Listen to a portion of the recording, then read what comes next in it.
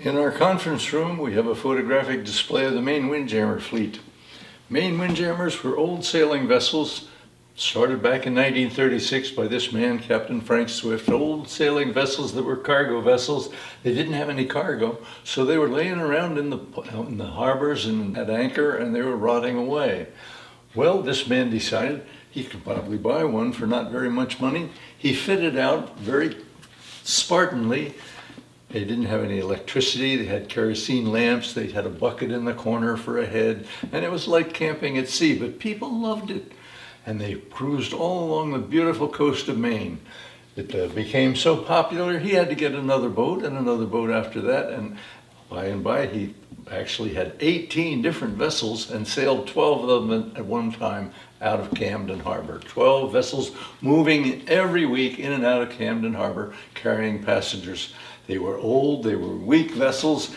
They had to keep pumping them in order to keep them dry and keep them afloat. This is what they call a wrecker pump. This is the kind of a pump they used to pump these old vessels out, and it would draw up a half a pail full of water with each stroke. And that's the way they kept the old boats afloat back in those days. This vessel, the old Enterprise, she was sailing there in Camden Hills behind her, everybody out sunning themselves on deck, and she couldn't keep her tight. She was a basket. So eventually they put her alongside the shipyard. They decided to take the masts out of her and all the goodness off of her. They put her in Camden's outer harbor on the beach there. They let the tide fall out and set her afire, and here she is burning down, down, down until there's nothing but this pump standing up in the air, and the vessel itself was burned away. You say to yourself, why did they do that with the vessel perfectly good and sailable?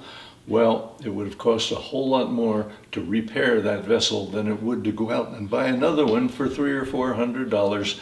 Captain was included because he didn't have anything to do either. So that's the way the Maine Windjammer fleet was started.